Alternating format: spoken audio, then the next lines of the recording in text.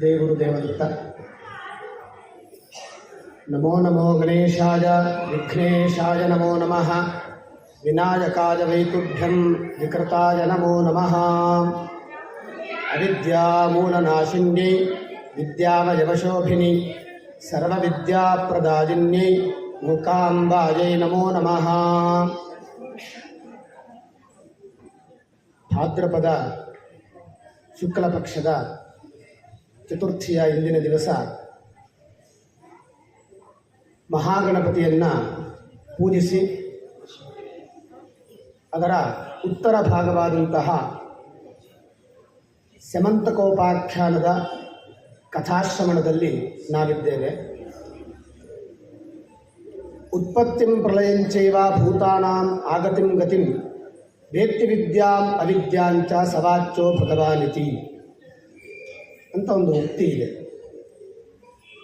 ಭಗವಂತ ಅಂತಂದರೆ ಯಾರು ಅಂತ. ಈ ಜಗತ್ತಿನ ಉತ್ಪತ್ತಿ ಸ್ಥಿತಿ ಲಯಗಳನ್ನು ತಿಳಿದಿರತಕ್ಕಂಥವನು. ಭೂತಾದಿಗಳು ಹೇಗೆ ಉತ್ಪತ್ತಿಯಾಗ್ತಾರೆ, ಹೇಗೆ ನಾಶವಾಗ್ತಾರೆ, ಯಾವ ಸ್ಥಳದಿಂದ ಬರ್ತಾರೆ, ಯಾವ ಸ್ಥಳವನ್ನು ಕುರಿತಾಗಿ ಹೋಗ್ತಾರೆ, ಇದನ್ನು ಅರಿತಿರತಕ್ಕಂಥವನು. ಹಾಗೂ ವಿದ್ಯೆ ಅವಿದ್ಯೆ ಇವುಗಳನ್ನು ತಿಳಿದಿರತಕ್ಕಂಥವನು. ಅಂಥವನಿಗೆ ಭಗವಂತ ಅಂತ ನಾನು ಹೇಳ್ತೇನೆ. ಅಂತಹ ಭಗವಂತನ ಆರಾಧನೆಯನ್ನು ಇವತ್ತಿನ ದಿವಸ ನಾವು ಮಾಡಿದ್ದೇವೆ.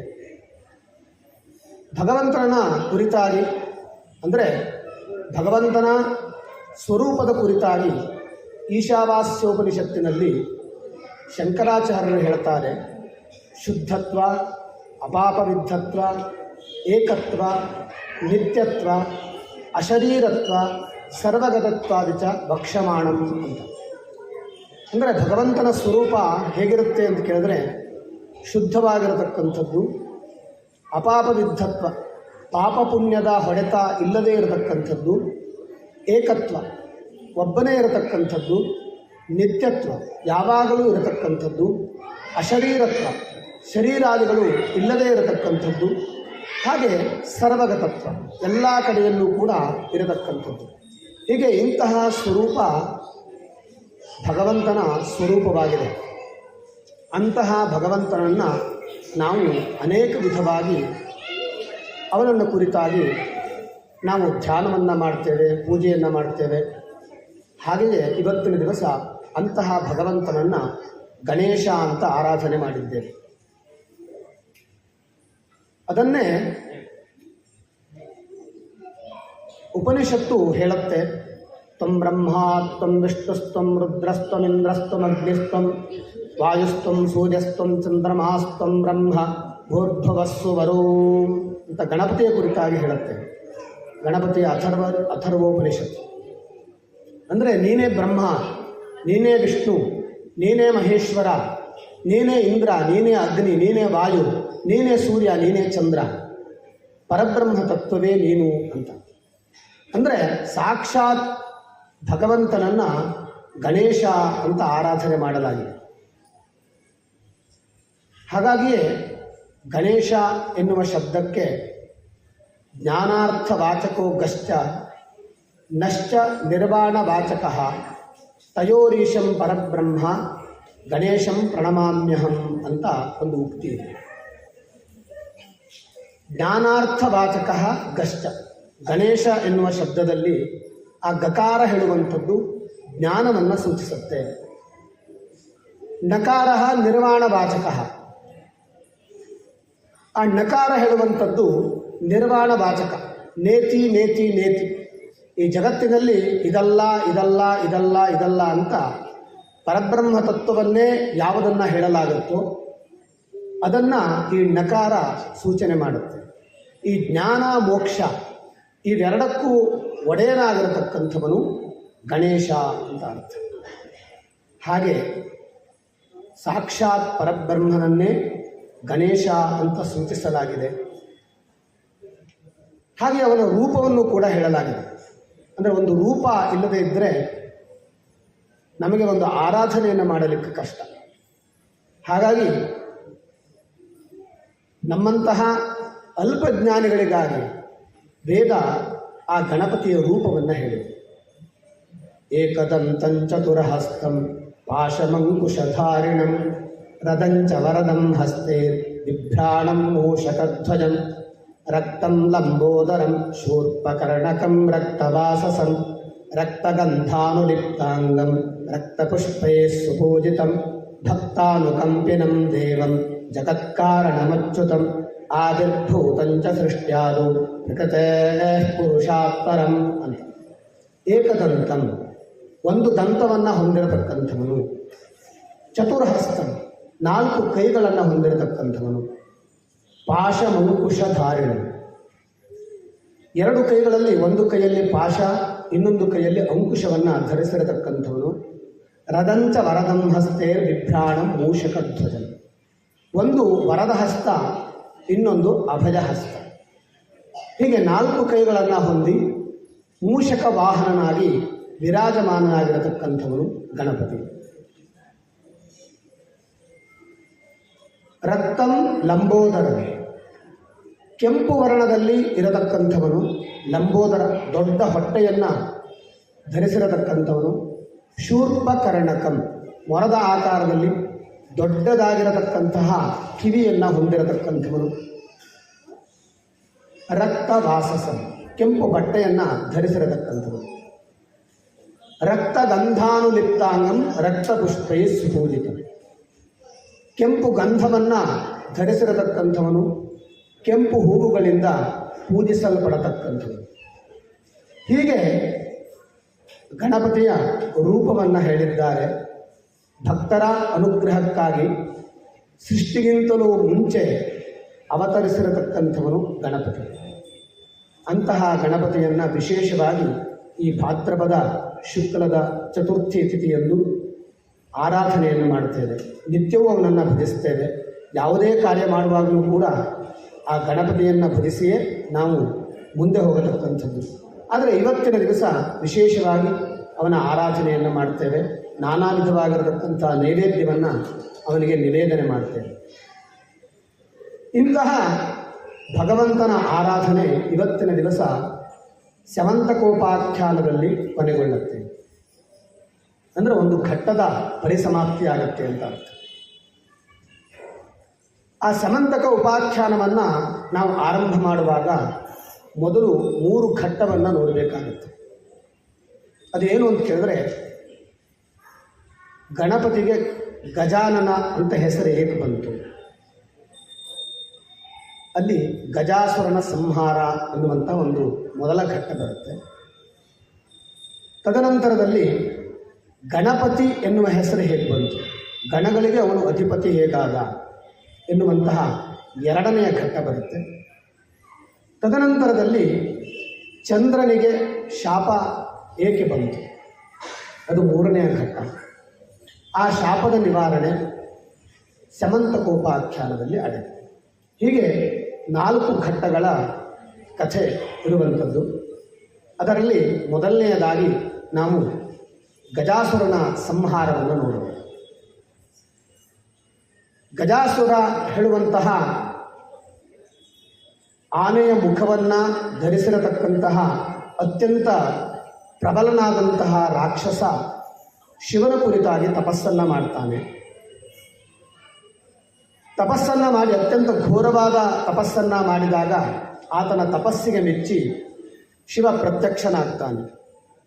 ಪ್ರತ್ಯಕ್ಷನಾಗಿ ಯಾವ ಕಾರಣಕ್ಕೋಸ್ಕರ ನೀನು ತಪಸ್ಸನ್ನು ಮಾಡಿದ್ದೀವಿ ಅಂತ ಕೇಳಿದಾಗ ಆ ಗಜಾಸುರ ಹೇಳ್ತಾನೆ, ಹಿಂದೆ ಏನು ಅಸುರರು ಅನೇಕ ವಿಧವಾದಂತಹ ತಪಸ್ಸನ್ನು ಮಾಡಿದ್ದಾರೋ, ಯಾವ ಯಾವ ಲೌಕಿಕವಾದಂತಹ ಇಚ್ಛೆಯಿಂದ ಬಯಕೆಯಿಂದ ತಪಸ್ಸನ್ನು ಮಾಡಿದ್ದಾರೋ ಅವ ಯಾವುದೇ ಬಯಕೆ ನನಗಿಲ್ಲ. ನಿನ್ನನ್ನೇ ಕುರಿತಾಗಿ ನಾನು ತಪಸ್ಸನ್ನು ಮಾಡಿದ್ದೇನೆ. ನೋಡಿ, ಸಾಮಾನ್ಯವಾಗಿ ನಾವು ತಪಸ್ಸನ್ನು ಮಾಡಬೇಕು ಅಂತಾದರೆ ಶಿವನ ಕುರಿತಾಗಿ ಮಾಡಬೇಕು. ಯಾಕೆ ಅಂತಂದರೆ ರಾಕ್ಷಸರಿಗೂ ಒಲಿಯುವನು ನಮಗೆ ಒಲಿತಾನಲ್ವ. ಹಾಗೆ ಅವನಿಗೆ ಇನ್ನೊಂದು ಹೆಸರು ಬೋಳೇಶಂಕರ ಅಂತ, ಅಂದರೆ ತನ್ನಲ್ಲಿದ್ದೆಲ್ಲ ಕೊಟ್ಟುಬಿಡ್ತಾನೆ ಅಂತ. ನೋಡಿ, ಅಂತಹ ಮಹಾಭಯಂಕರನಾದಂತಹ ರಾಕ್ಷಸ ರಾವಣನಿಗೆ ತನ್ನ ಆತ್ಮಲಿಂಗವನ್ನೇ ಕೊಟ್ಟುಬಿಟ್ಟ. ಹಾಗೆ ಅಂತಹ ಶಿವನನ್ನು ಕುರಿತಾಗಿ ಈ ಗಜಾಸುರ ತಪಸ್ಸನ್ನು ಮಾಡಿ ಶಿವನನ್ನು ಒಲಿಸ್ಕೊಳ್ತಾನೆ. ನನಗೆ ಬೇರೆ ಯಾವುದೇ ಲೌಕಿಕ ಬಯಕೆಗಳಿಲ್ಲ, ನನಗೆ ನೀನೇ ಬೇಕು, ಹಾಗಾಗಿ ನನ್ನ ಹೃದಯ ಮಂದಿರದಲ್ಲಿ ಸದಾ ನೀನು ವಾಸವಾಗಿರು ಅಂತ ಶಿವನಲ್ಲಿ ವರವನ್ನು ಕೇಳಿಕೊಳ್ತಾನೆ. ಅಂತಹ ವರವನ್ನು ಕೇಳಿದಾಗ ಸಾಮಾನ್ಯರಾದಂತಹ ದೇವತೆಗಳು ಬೇರೆ ಏನಾದರೂ ಕೇಳು ಅಂತ ಹೇಳಬಹುದು. ಆದರೆ ಶಿವ ಹಾಗೆ ಮಾಡಲಿಲ್ಲ. ಅವನಿಗೆ ಪಾರ್ವತಿಯೂ ನೆನಪಾಗಲಿಲ್ಲ. ಆಯಿತು ಅಂತ ಹೇಳ್ಬಿಟ್ಟು ಗಜಾಸುರನ ಹೃದಯದಲ್ಲಿ ವಾಸವಾಗಿಬಿಟ್ಟ. ಅನೇಕ ಕ್ಷಣಗಳು ದಿನಗಳು ಕಲಿತು ಪಾರ್ವತಿ ನೋಡ್ತಾ ಇದ್ದಾಳೆ. ಶಿವ ಬರಲೇ ಇಲ್ಲ ಕೈಲಾಸಕ್ಕೆ. ಶಿವ ಎಲ್ಲಿ ಹೋದ? ತಳಮಳ ಉಂಟಾಯಿತು. ಯಾರಲ್ಲಿ ಕೇಳೋಣ? ಬ್ರಹ್ಮನನ್ನ ಕುರಿತಾಗಿ ಕೇಳಲು, ಬ್ರಹ್ಮನಲ್ಲಿ ಕೇಳಲು, ಶಿವ ಎಲ್ಲಿದ್ದಾನೆ? ನಿನ್ನ ಬ್ರಹ್ಮಲೋಕಕ್ಕೆ ಬಂದಿದ್ದಾನೋ ಅಥವಾ ವೈಕುಂಠ ಲೋಕಕ್ಕೆ ಹೋಗಿದ್ದಾನೋ? ತುಂಬ ದಿವಸಗಳಿಂದ ಶಿವ ಇಲ್ಲ. ಆಗ ಬ್ರಹ್ಮ ತನ್ನ ದಿವ್ಯ ದೃಷ್ಟಿಯಿಂದ ನೋಡ್ತಾನೆ.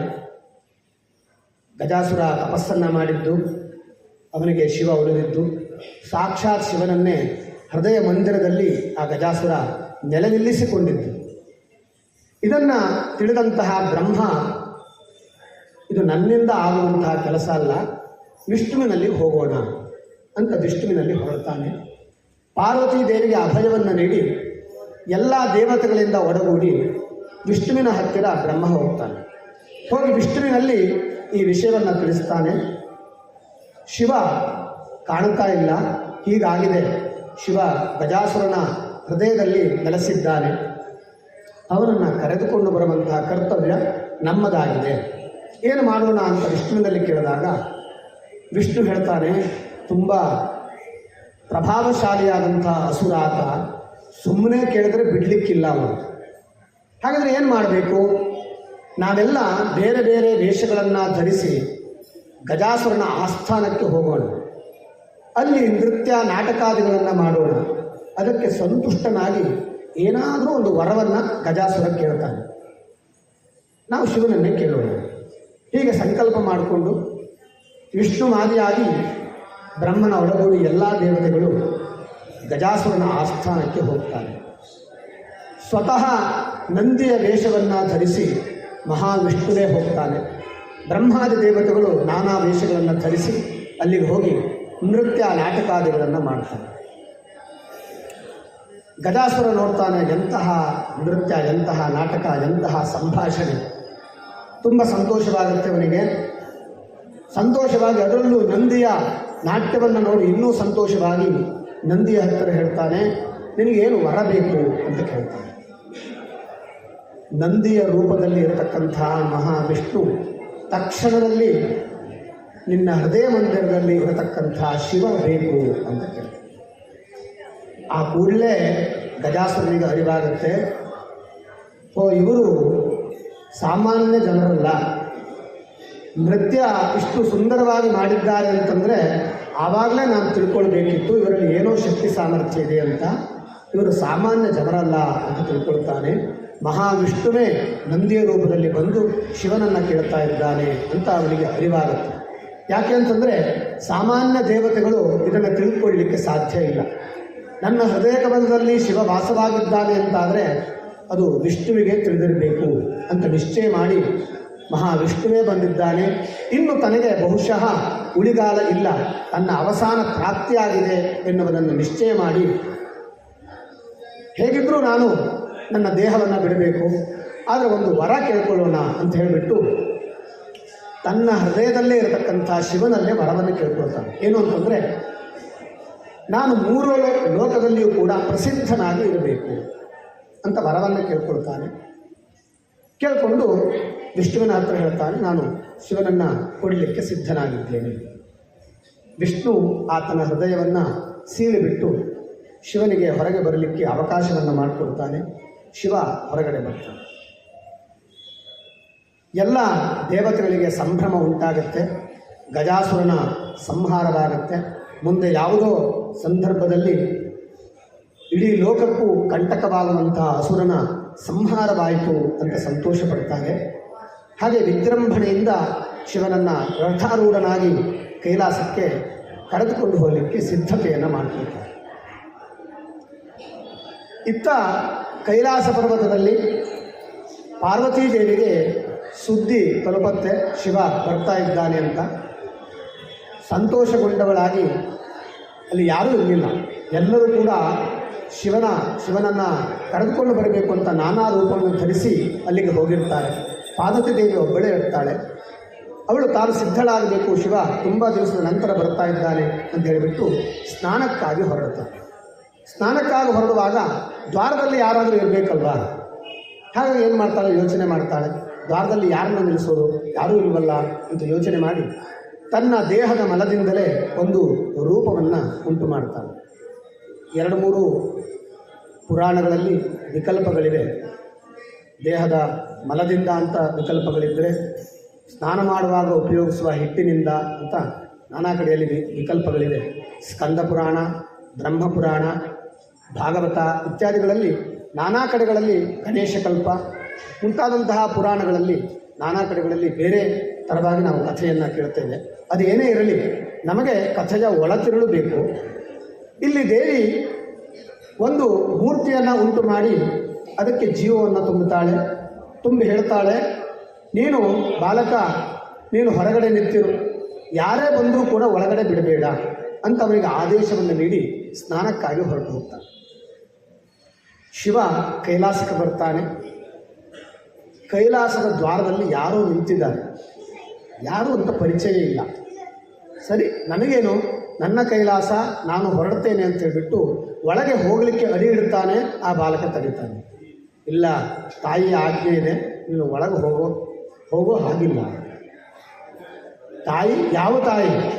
ಕೈಲಾಸಕ್ಕೆ ಅಧಿಪತಿಯೇ ನಾನು, ನನ್ನನ್ನು ತಡೆಯುವಂಥವರು ಯಾರಿದ್ದಾರೆ ಇಲ್ಲಿ? ಹಾಗಾಗಿ ನನ್ನನ್ನು ತಡಿಲಿಕ್ಕೆ ಸಾಧ್ಯ ಇಲ್ಲ ಅಂತ ಹೇಳಿದಾಗ ಮಾತಿಗೆ ಮಾತು ಬೆಳೆಯುತ್ತೆ. ಕೋಪದಲ್ಲಿ ತ್ರಿಶೂಲದಿಂದ ಆ ಬಾಲಕನ ಶಿರಚ್ಛೇದವನ್ನು ಮಾಡಿ ಶಿವ ಕೈಲಾಸಕ್ಕೆ ಪ್ರಯಾಣ ಮಾಡ್ತಾನೆ, ಒಳಗಡೆ ಅಡಿಯಲ್ಲಿ ಇಡುತ್ತಾನೆ. ಹಾಗೆ ಪಾರ್ವತಿ ದೇವಿ ಶಿವನನ್ನು ನೋಡ್ತಾಳೆ, ಸಂತೋಷವಾಗುತ್ತೆ, ಕುಶಲೋಪರಿಯ ವಿಚಾರವಾಗುತ್ತೆ. ಹಾಗೆ ಪಾರ್ವತಿ ದೇವಿಗೆ ನೆನಪಾಗುತ್ತೆ, ಅಲ್ಲ, ನಾನು ಬಾಗಿಲಲ್ಲಿ ಒಂದು ಬಾಲಕನನ್ನು ನಿಲ್ಲಿಸಿದ್ದೆ, ಯಾರೇ ಬಂದರೂ ಕೂಡ ಒಳಗಡೆ ಬಿಡಬೇಡ ಅಂತ ಹೇಳಿದ್ದೆ, ನಿನ್ನನ್ನು ಹೇಗೆ ಬಿಟ್ಟ ಬಾಲಕ ಅಂತ ಕೇಳ್ತಾನೆ. ಆಗ ಶಿವ ಹೇಳ್ತಾನೆ, ಕೈಲಾಸಕ್ಕೆ ಬರಲಿಕ್ಕೆ ನನಗೆ ಯಾರ ಅಪ್ಪಣೆ ಬೇಕು? ಹೌದು, ನನ್ನ ತಡದ, ತುಂಬ ಮಾತಾಡ್ದ, ಚಿಕ್ಕ ಬಾಲಕ ಆದರೂ ತುಂಬ ಮಾತಾಡ್ದ, ತಡಿಲಿಕ್ಕಾಗಲಿಲ್ಲ ನನಗೆ. ತ್ರಿಶೂಲದಿಂದ ಅವನು ರುಂಡವನ್ನು ಛೇದ ಮಾಡಿ ನಾನು ಒಳಗಡೆ ಬಂದಿದ್ದೇನೆ. ಎಂಥ ಕೆಲಸ ಆಯಿತು! ಒಂದು ಮಾತು ನನ್ನನ್ನು ಕೇಳೋದಲ್ವೋ, ಕೇಳಲಿಕ್ಕೆ ನೀವು ಒಳಗಿದ್ದೀಯಲ್ಲ, ಎಂಥ ಕೆಲಸ ಆಯಿತು! ಸಾಕ್ಷಾತ್ ಪ್ರಾಣವನ್ನು ಕೊಟ್ಟು ನಾನು ಒಂದು ಬಾಲಕನನ್ನು ಉತ್ಪತ್ತಿ ಮಾಡಿದ್ದೆ, ಅವನಿಗೆ ನಾನು ಮಗ ಅಂತ ತಿಳ್ಕೊಂಡಿದ್ದೆ, ಅಂಥವನನ್ನು ನೀವು ನಾಶ ಮಾಡಿದ್ದೀರಿ, ನನಗೆ ಖಂಡಿತ ಆ ಬಾಲಕ ಬೇಕು ಅಂತ ಪಾರ್ವತಿ ದೇವಿ ಶಿವನಲ್ಲಿ ಹೇಳ್ತಾನೆ.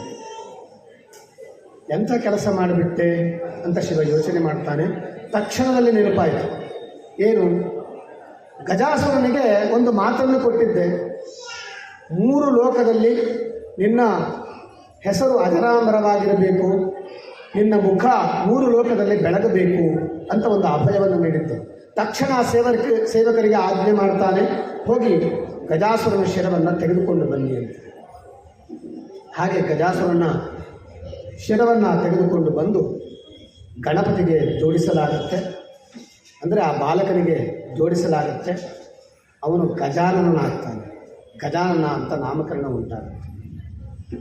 ಅಂತಹ ಗಜಾನನನ್ನು ಎಲ್ಲರೂ ಕೊಂಡಾಡ್ತಾರೆ, ಭಕ್ತಿ ಭಾವದಿಂದ ಅವನ ಸೇವೆಯನ್ನು ಮಾಡ್ತಾರೆ. ನಾನಾ ವಿಧವಾದಂತಹ ಭಕ್ಷ್ಯ ಭೋಜ್ಯಗಳನ್ನು ಅವನಿಗೆ ನಿವೇದನೆ ಮಾಡ್ತಾರೆ. ಸಂತೋಷವಾಗುತ್ತೆ ಗಜಾನನಿಗೆ. ಎಲ್ಲವನ್ನೂ ಅವನು ಆ ಭಕ್ಷ್ಯ ಭೋಜ್ಯಗಳನ್ನು ಸ್ವೀಕಾರ ಮಾಡಿ ಸಂತೋಷಗೊಂಡು ತೆರಳುತ್ತಾನೆ. ತಂದೆ ತಾಯಿಗೆ ನಮಸ್ಕಾರ ಮಾಡಬೇಕು ಅಂತ ಹೊರಡ್ತಾನೆ. ಗಜಾನನಿಗೆ ಮೋದಕ ಪ್ರಿಯ, ಅವನು ಮೋದಕ, ಕಡುಬು, ಚಕ್ಕುಲಿ, ಪಂಚಕಜ್ಜಾಯ ಇತ್ಯಾದಿಗಳೆಲ್ಲವನ್ನು ನಿವೇದನೆ ಮಾಡ್ತಾನೆ. ಸಂತೋಷವಾಗಿ ತಿಂದುಬಿಡ್ತಾನೆ. ಮೊದಲೇ ಲಂಬೋದರ, ಹೊಟ್ಟೆ ತುಂಬ ತಿಂದುಬಿಡ್ತಾನೆ, ಹೊಟ್ಟೆ ದೊಡ್ಡದಾಗಿ ಬಿಡುತ್ತೆ. ಹಾಗೆ ಇನ್ನೇನು ಶಿವಪಾರ್ವತಿಯರಿಗೆ ನಮಸ್ಕಾರ ಮಾಡಬೇಕು ಅಂದರೆ ಏನು, ಹೊಸ ಆಕಾರ ಬಂತಲ್ವ, ಹಿಂದೆ ಯಾವುದೋ ಆಕಾರ ಇತ್ತು, ಈಗ ಒಂದು ಹೊಸ ಆಕಾರ ಬಂತು. ತಂದೆ ತಾಯಿಗಳನ್ನು ನೋಡ್ದ, ನಮಸ್ಕಾರ ಮಾಡಬೇಕು ಅಂತ ಅನಿಸ್ತು. ನಮಸ್ಕಾರ ಮಾಡಲಿಕ್ಕೆ ಬಗ್ತಾನೆ, ನಮಸ್ಕಾರ ಮಾಡಲಿಕ್ಕೆ ಸಾಧ್ಯ ಇಲ್ಲ. ಯಾಕೆ ಅಂತ ಕೇಳಿದ್ರೆ ಹೊಟ್ಟೆ ದೊಡ್ಡದಾಗಿದೆ, ಎಲ್ಲ ಆಹಾರವನ್ನು ಸೇವನೆ ಮಾಡಿಬಿಟ್ಟಿದ್ದಾನೆ. ಆದರೂ ಕಷ್ಟಪಟ್ಟು ಹೇಗೋ ಬಗ್ಗಿ ನಮಸ್ಕಾರವನ್ನು ಮಾಡ್ತಾನೆ. ನಗೋದು ಕೇಳಿಸುತ್ತೆ ಅವರಿಗೆ ನಮಸ್ಕಾರ ಮಾಡಿದಾಗ. ಯಾರು ನಗ್ತಾ ಇದ್ದಾರೆ? ಶಿವನ ತಲೆಯಲ್ಲಿ ಇರತಕ್ಕಂತಹ ಚಂದ್ರ ನಗುತ್ತಾ ಇದ್ದಾನೆ. ಚಂದ್ರ ಏನು ಮಾಡ್ತಾನೆ? ಈ ಶಿವನ ತಲೆಯಲ್ಲಿ ವಿರಾಜಮಾನನಾಗಿರತಕ್ಕಂಥವನು ಈ ಗಜಾನನ ನೋಡಿ ನಗಲಿಕ್ಕೆ ಶುರು ಮಾಡ್ತಾನೆ. ಆಗ ಪಾರ್ವತಿ ದೇವಿಗೆ ಕೋಪ ಬರುತ್ತೆ, ಚಂದ್ರನಿಗೆ ಶಾಪವನ್ನು ನೀಡ್ತಾನೆ. ಯಾರು ಚಂದ್ರನನ್ನು ದರ್ಶನ ಮಾಡ್ತಾರೋ ಅವರಿಗೆ ಅಪಕೀರ್ತಿ ಉಂಟಾಗಬೇಕು, ಅಂಥವರನ್ನು ಎಲ್ಲರೂ ಅಪಹಾಸ್ಯ ಮಾಡಬೇಕು ಅಂತ ಶಾಪವನ್ನು ನೀಡ್ತಾರೆ. ಹೀಗೆ ಚಂದ್ರನಿಗೆ ಶಾಪ ಬಂತು. ಇಲ್ಲೂ ಕೂಡ ಅನೇಕ ಕಥೆಗಳಲ್ಲಿ ವಿಕಲ್ಪ ಇದೆ. ಗಣಪತಿಯೇ ಶಾಪವನ್ನು ನೀಡಿದ್ದಾನೆ ಅಂತಿದೆ, ಹಾಗೆ ಪಾರ್ವತಿ ದೇವಿ ಶಾಪವನ್ನು ನೀಡಿದ್ದಾಳೆ ಅಂತಲೂ ಇದೆ. ಹೀಗೆ ವಿಕಲ್ಪಗಳಿದೆ, ಅದೇನೇ ಇರಲಿ. ಹೀಗೆ ಚಂದ್ರನಿಗೆ ಅಂತಹ ಶಾಪ ಬಂತು. ಅದರಿಂದ ಆ ದಿವಸದಿಂದ ಯಾರು ಚಂದ್ರನನ್ನು ನೋಡ್ತಾರೋ ಅವರಿಗೆಲ್ಲರಿಗೂ ಕೂಡ ಅಪಹಾಸ್ಯ, ಅವಹೇಳನ ಉಂಟಾಯಿತು. ಹೀಗೆ ಕೆಲವು ಕಾಲಗಳು ಕಳೆದ ಮೇಲೆ ದೇವತೆಗಳೆಲ್ಲರಿಗೂ ಕೂಡ ಅನೇಕ ವಿಧವಾದಂತಹ ವಿಘ್ನಗಳು ಉಂಟಾಗಲಿಕ್ಕೆ ಶುರುವಾಯಿತು. ಅಂತಹ ವಿಘ್ನ ನಿವಾರಣೆ ಆಗಬೇಕು ಅಂತ ದೇವತೆಗಳು ಬಯಸಿ ಶಿವನಲ್ಲಿಗೆ ಬಂದು ಅರಿಕೆಯನ್ನು ಇಟ್ಟರು. ನಮ್ಮ ಕೆಲಸ ಕಾರ್ಯಗಳಲ್ಲಿ ವಿಘ್ನ ಬರ್ತಾ ಇದೆ, ರಾಕ್ಷಸರು ತುಂಬ ತೊಂದರೆಯನ್ನು ಉಂಟು ಮಾಡ್ತಾ ಇದ್ದಾರೆ. ಆ ರಾಕ್ಷಸರ ಜೊತೆ ನಾವು ಯುದ್ಧ ಮಾಡಬೇಕು ಅಂತಾದರೆ ನಮಗೆ ವಿಘ್ನಗಳು ಬರ್ತಾ ಇದೆ. ಅಷ್ಟೇ ಅಲ್ಲದೆ ನಾವೇನಾದರೂ ತಪಸ್ಸಾಧನೆಯನ್ನು ಮಾಡಬೇಕು ಅಂತಾದರೆ ನಮಗೂ ವಿಘ್ನಗಳು ಅನೇಕವಾಗಿ ಬರ್ತಾ ಇದೆ. ಅಂತಹ ವಿಘ್ನಗಳು ನಿವಾರಣೆ ಆಗಬೇಕು ಅಂತಾದರೆ ಯಾರಾದರೂ ವಿಘ್ನ ರಾಜನನ್ನಾಗಿ ಮಾಡಬೇಕು, ಯಾರನ್ನಾರು ಅಧಿಪತಿಗಳನ್ನು ಮಾಡಬೇಕು ಅಂತ ಶಿವನಲ್ಲಿ ಕೇಳ್ತಾರೆ. ಆಗ ಶಿವ ಹೇಳ್ತಾನೆ, ಹಾಗಿದ್ರೆ ಯಾರು ಸಿದ್ಧರಾಗಿದ್ದೀರಿ? ನಿಮ್ಮ ದೇವತೆಗಳಲ್ಲಿ ಯಾರು ಸಿದ್ಧರಾಗಿದ್ದೀರಿ ಅಂತ ಕೇಳಿದಾಗ ದೇವತೆಗಳೆಲ್ಲ ಪರಸ್ಪರ ಮುಖವನ್ನು ನೋಡ್ಕೊಳ್ತಾರೆ.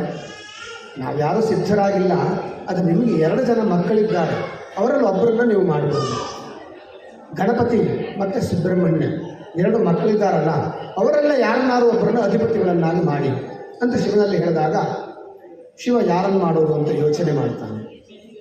ಒಂದು ಪಣವನ್ನು ಇಡ್ತಾನೆ. ಎಲ್ಲ ತೀರ್ಥಕ್ಷೇತ್ರಗಳನ್ನು ಸಂದರ್ಶನ ಮಾಡಿ ಯಾರು ಮೊಟ್ಟ ಮೊದಲು ಕೈಲಾಸಕ್ಕೆ ಬರ್ತಾರೋ ಅವರಿಗೆ ವಿಘ್ನ ಅಧಿಪತ್ಯವನ್ನು ಕೊಡೋದು, ಗಣಗಳ ಅಧಿಪತ್ಯವನ್ನು ಕೊಡೋದು ಅಂತ ನಿಶ್ಚಯ ಮಾಡಿ ಮಕ್ಕಳಲ್ಲಿ ಹೇಳ್ತಾರೆ ಯಾರು ತೀರ್ಥಕ್ಷೇತ್ರವನ್ನು ಸಂಚಾರ ಮಾಡಿ ಬೇಗನೆ ಬರ್ತೀರೋ ಅವರಿಗೆ ಈ ಅಧಿಪತ್ಯವನ್ನು ಕೊಡ್ತೇನೆ. ಸುಬ್ರಹ್ಮಣ್ಯನಿಗೆ ನಗು ಬರುತ್ತೆ. ಯಾಕೆಂದು ಕೇಳಿದ್ರೆ ಈ ಸೊಂಜು ಹೊತ್ಕೊಂಡು ಅಷ್ಟು ದೊಡ್ಡ ಹೊಟ್ಟೆವನ್ನು ಹೊತ್ಕೊಂಡು ಇಲಿಯ ಮೇಲೆ ಕೂತ್ಕೊಂಡು ಈ ಗಣಪತಿ ಹೇಗೆ ಹೋಗ್ತಾನೆ? ಆ ಇಲಿ ವಾಹನ ಅವನಿಗೆ ಅಷ್ಟೆಲ್ಲ ತೀರ್ಥಕ್ಷೇತ್ರವನ್ನು ಸುತ್ತು ಬಿಟ್ಟು ಬರಲಿಕ್ಕೆ ಸಾಧ್ಯ ಇಲ್ಲ. ನಾನೇ ಹೋಗ್ತೇನೆ, ಯಾಕೆಂದರೆ ನನಗೆ ನವಿಲು ವಾಹನ, ನಾನು ಹಾರಿಕೊಂಡು ಬೇಗನೆ ಹೋಗಿ ಬರ್ಬೋದು. ಹಾಗಾಗಿ ನಾನೇ ಬೇಗನೆ ಬಂದುಬಿಟ್ಟು ಈ ಗಣಗಳಿಗೆ ಅಧಿಪತ್ಯವನ್ನು ನಾನು ವಹಿಸಿಕೊಳ್ತೇನೆ ಅಂತ ಸುಬ್ರಹ್ಮಣ್ಯ ನಿಶ್ಚಯ ಮಾಡಿಕೊಳ್ತಾನೆ, ಹೊರಟು ಬಿಡ್ತಾನೆ. ಗಣಪತಿಗೂ ಹೌದು ಅಂತ ಅನಿಸುತ್ತೆ. ಆದರೆ ತಂದೆಯಲ್ಲಿ ಹೇಳ್ತಾನೆ, ತಂದೆ ನನಗೆ ಎಷ್ಟು ಶಕ್ತಿ ಇದೆ ಅಂತ ನಿನಗೆ ಗೊತ್ತು, ಹೇಳಬೇಕಾಗಿಲ್ಲ. ಆದರೆ ಒಂದು ಮಾತು ನನಗೆ ಹೇಳ್ಬೋದಾಗಿತ್ತು, ನೀನು ಗಣಪತಿ, ಗಜಾನನ ನೀನೇ ಈ ಅಧಿಪತ್ಯವನ್ನು ವಹಿಸ್ಕೋ ಅಂತ ಹೇಳ್ಬೋದಿತ್ತು. ಆದರೆ ಹಾಗೆ ಹೇಳಲಿಲ್ಲ. ಪಣವನ್ನು ಇಟ್ಟೆ, ನಾನು ಹೋಗಿ ಬರಲಿಕ್ಕೆ ಸಾಧ್ಯ ಇಲ್ಲ ಅಂತ ಗಣಪತಿ ಹೇಳ್ತಾನೆ. ಆಗ ಶಿವ ಒಂದು ಮಂತ್ರವನ್ನು ನಿನಗೆ ಉಪದೇಶ ಕೊಡ್ತೇನೆ, ಅದನ್ನು ಮಾಡ್ತಾ ಇರು, ನಿನ್ನ ಕಾರ್ಯಸಿದ್ಧಿ ಆಗುತ್ತೆ ಅಂತ ಒಂದು ಮಂತ್ರವನ್ನು ಉಪದೇಶ ಕೊಡ್ತಾನೆ ಗಣಪತಿ. ಉಪದೇಶ ಕೊಟ್ಟಾಗ ಆ ಗಣಪತಿ ಮಂತ್ರವನ್ನು, ಗಜಾನನ ಗಣಪತಿ ಆಗಲಿಲ್ಲ, ಆದರೆ ನಾವು ಗಣಪತಿ ಅಂತ ಹೇಳಿ ಅದೇ ಅಭ್ಯಾಸ ಆಗಿದೆ. ಆ ಗಜಾನನ ಆ ಮಂತ್ರವನ್ನು ಉಪದೇಶ ಮಾಡ್ತಾ ಶಿವನಲ್ಲಿ ಪಾರ್ವತಿಯಲ್ಲಿ ಭಕ್ತಿಭಾವದಿಂದ ಅವರನ್ನೇ ಪ್ರದಕ್ಷಿಣೆ ಹಾಕ್ತಾನೆ. ಪ್ರದಕ್ಷಿಣೆ ಹಾಕಿದಾಗ ಇತ್ತ ಸುಬ್ರಹ್ಮಣ್ಯನಿಗೆ ಏನು ಕಾಣುತ್ತೆ ಅಂತ ಕೇಳಿದ್ರೆ, ಎಲ್ಲ ತೀರ್ಥಕ್ಷೇತ್ರಕ್ಕೆ ಹೋಗ್ತಾನೆ, ಆದರೆ ತಾನು ಏನು ಆ ತೀರ್ಥಕ್ಷೇತ್ರದಲ್ಲಿ ಸ್ನಾನ ಮಾಡಿ ಹೊರಗೆ ಬರಬೇಕು, ಅಷ್ಟರಲ್ಲಿ ಗಣಪತಿ ಸ್ನಾನ ಮಾಡಿಬಿಟ್ಟು ಹೊರಡೋದು ಕಾಣ್ತಾ ಇರುತ್ತೆ. ಇದೇನು ಹೀಗಾಗ್ತಾ ಇದೆ, ಎಷ್ಟು ಬೇಗನೆ ಅವನು ಬರ್ತಾ ಇದ್ದಾನೆ ಅಂತ ಆಶ್ಚರ್ಯ ಆಗುತ್ತೆ ಸುಬ್ರಹ್ಮಣ್ಯನಿಗೆ. ಹಾಗೆ ಎಲ್ಲ ತೀರ್ಥಕ್ಷೇತ್ರವನ್ನು ಸಂಚಾರ ಮಾಡಿ ಶಿವನಲ್ಲಿಗೆ ಬಂದರೆ ಅಲ್ಲಿ ಆಗಲೇ ಗಣಪತಿ ಬಂದಾಗಿದೆ. ಆಗ ಸುಬ್ರಹ್ಮಣ್ಯ ಹೇಳ್ತಾನೆ ಗಣಪತಿಯಲ್ಲಿ, ನಾನು ನನ್ನ ಸಾಮರ್ಥ್ಯದ ಬಗ್ಗೆ ತುಂಬ ಅಭಿಮಾನ ಪಟ್ಕೊಂಡಿದ್ದೆ, ನಾನೇ ಶ್ರೇಷ್ಠ ಅಂದ್ಕೊಂಡಿದ್ದೆ. ಅಗ್ರಜ ನೀನೇ ಶ್ರೇಷ್ಠ, ನಿನಗೆ ಆ ಶಕ್ತಿ ಸಾಮರ್ಥ್ಯ ಇದೆ, ವಿಘ್ನವನ್ನು ನಾಶ ಮಾಡುವಂತಹ ಶಕ್ತಿ ನಿನಗೆ ಇದೆ, ಹಾಗೆ ನೀನೇ ಗಣಪತಿಯಾಗು, ನೀನೇ ಗಣಗಳಿಗೆ ಅಧಿಪತಿಯಾಗು ಅಂತ ಸುಬ್ರಹ್ಮಣ್ಯನು ಕೂಡ ಹೇಳ್ತಾನೆ. ಶಿವನು ಸಂತುಷ್ಟನಾಗಿ ಗಣಗಳ ಅಧಿಪತ್ಯವನ್ನು ಆ ಗಜಾನನಿಗೆ ಕೊಡ್ತಾನೆ.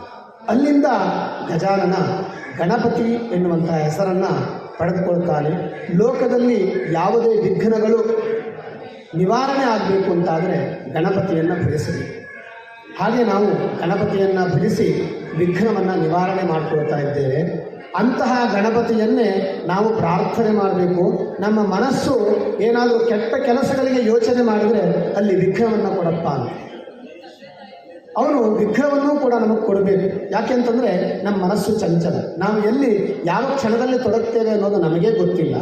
ನಮಗೆ ಗೊತ್ತಿಲ್ಲದೆ ನಾವು ಕೆಟ್ಟ ಕೆಲಸಗಳಲ್ಲಿ ತೊಡಗಿದರೆ, ನಮ್ಮ ಕೈಕಾಲುಗಳು ಇತ್ಯಾದಿ ಅಂಗಾದಿಗಳು ಕೆಟ್ಟ ಕೆಲಸಗಳಲ್ಲಿ ತೊಡಗಿದರೆ ಆ ಗಣಪತಿ ವಿಘ್ನ ರಾಜನಾಗಿರತಕ್ಕಂಥವನು ನಮಗೆ ವಿಘ್ನವನ್ನು ಉಂಟು ಮಾಡಿ ಅದನ್ನು ತಡೀಬೇಕು. ಹಾಗೆ ಪ್ರಾರ್ಥನೆಯನ್ನು ಮಾಡೋಣ. ಹಾಗೆ ಅಲ್ಲಿಂದ ಗಣಪತಿ ವಿಘ್ನರಾಜನಾದ. ತದನಂತರದಲ್ಲಿ ಈ ಹಿಂದೆ ಚಂದ್ರನಿಗೆ ಶಾಪ ಬಂದಿತ್ತಲ್ಲ, ಯಾರೇ ಚಂದ್ರನನ್ನು ನೋಡಿದ್ರೂ ಕೂಡ ಅವರಿಗೆ ಶಾಪದ ಪ್ರಭಾವ ಉಂಟಾಗಿ ಅಪಹಾಸ್ಯಕ್ಕೆ ಗುರಿಯಾಗ್ತಿದ್ರಲ್ಲ, ಹಾಗೆ ಅಗ್ನಿಯೂ ಕೂಡ ಒಮ್ಮೆ ಅಪಹಾಸ್ಯಕ್ಕೆ ಗುರಿಯಾದ. ಅಗ್ನಿಗೆ ನೋಡಿ ಜಾತವೇದ ಎನ್ನುವ ಹೆಸರಿದೆ. ಜಾತವೇದ ಅಂತಂದರೆ ಎಲ್ಲವನ್ನೂ ತಿಳಿದಿರತಕ್ಕಂಥವನು ಅಂತ. ನಮಗೇನು ತಿಳಿದಿದೆ, ನಮ್ಮ ತಂದೆ ತಾಯಿಗಳು ಗುರು ಹಿರಿಯರು ಏನು ಹೇಳ್ಕೊಟ್ಟಿದ್ದಾರೋ ಅಷ್ಟು ನಮಗೆ ಗೊತ್ತು. ನಾವೇನು ಓದ್ಕೊಂಡಿದ್ದೇವೋ ಅಷ್ಟು ನಮಗೆ ಗೊತ್ತು. ಹಿಂದೇನಾಗಿದೆ ಗೊತ್ತಿಲ್ಲ, ಮುಂದೇನಾಗುತ್ತೆ ಗೊತ್ತಿಲ್ಲ. ನನ್ನ ಪರಿಚಯ ಹೇಳುವಾಗ ಜ್ಯೋತಿಷಿ ಅಂತ ಹೇಳಿದ್ರು. ಮುಂದೇನಾಗುತ್ತೆ ಅನ್ನೋದನ್ನ ಲೆಕ್ಕ ಹಾಕಿ ನಮ್ಮ ಜ್ಞಾನದಿಂದ ಭಗವಂತ ಏನಾದರೂ ನಮಗೆ ಸೂಚನೆ ಕೊಟ್ಟರೆ ಅದರಿಂದ ಹೇಳಬಹುದೇ ವಿನ 100ಕ್ಕೆ 100ರಷ್ಟು ಸತ್ಯವನ್ನು ಹೇಳ್ತೇನೆ ಅಥವಾ ನಿಶ್ಚಿತವಾದದ್ದನ್ನು ಹೇಳ್ತೇನೆ ಅಂತಂದರೆ ಅದು ಸುಳ್ಳಾಗ್ಬೋದು. ಅಂಥದ್ದನ್ನು ಭಗವಂತ ನಮ್ಮ ಬಾಯಿಯಿಂದ ಹೇಳಿಸ್ಬೇಕಷ್ಟೆ. ಹಾಗೆಯೇ ಆದರೆ ಅಗ್ನಿ ಹಾಗಲ್ಲ. ಜಾತವೇದ ಅಂತ ಹೆಸರು ಅವನಿಗೆ. ಹಿಂದಿದ್ದು ಅವನಿಗೆ ಗೊತ್ತು, ಮುಂದಿದ್ದು ಅವನಿಗೆ ಗೊತ್ತು, ವರ್ತಮಾನದ್ದು ಅವನಿಗೆ ಗೊತ್ತು. ಹಾಗಾಗಿ ಅಗ್ನಿಮುಖಾವೈ ದೇವಾಹ, ಅಗ್ನಿಯ ಮುಖಾಂತರವಾಗಿ ನಾವು ಎಲ್ಲ ಆರಾಧನೆಯನ್ನು ಮಾಡ್ತೇವೆ. ನಾವು ಅವನಲ್ಲಿ ಫಲದ ಅಪೇಕ್ಷೆಯನ್ನು ಇಡ್ತೇವೆ. ನಮಗೇನಾದರೂ ಸಿಗಬೇಕು ಅಂತಾದರೆ ಅಗ್ನಿ ಮುಖಾಂತರವಾಗಿ ಆರಾಧನೆಯನ್ನು ಮಾಡ್ತೇವೆ. ಮುಂದಿದ್ದು ಗೊತ್ತು ಅವನಿಗೆ, ಹಾಗೆ ನಮಗೆ ಕೊಡ್ತಾನೆ. ಅಂತಹ ಅಗ್ನಿ ಒಮ್ಮೆ ಚಂದ್ರನನ್ನು ನೋಡಿಬಿಡ್ತಾನೆ. ಚಂದ್ರನನ್ನು ನೋಡಿ ಅವನ ಅಪಹಾಸ್ಯಕ್ಕೆ ಒಳಗಾಗ್ತಾನೆ. ಸಪ್ತ ಋಷಿಗಳ ಪತ್ನಿಯರನ್ನು ಆತ ಮೋಹಿಸ್ತಾನೆ. ಅದು ಸ್ವಾಹಾದೇವಿಗೆ ಗೊತ್ತಾಗುತ್ತೆ. ಸ್ವಾಹಾದೇವಿ ಸಾಕ್ಷಾತ್ ಅಗ್ನಿಯ ಪತ್ನಿ. ತಾನೇ ಸಪ್ತ ಋಷಿಗಳ ರೂಪದಲ್ಲಿ ಇದ್ದುಕೊಂಡು ಆ ಅಗ್ನಿಯ ಕಾರ್ಯಗಳಲ್ಲಿ ಬೇಕಾದಂಥ ಎಲ್ಲ ಕೆಲಸಗಳನ್ನು ಅವಳೇ ಮಾಡ್ತಾನೆ.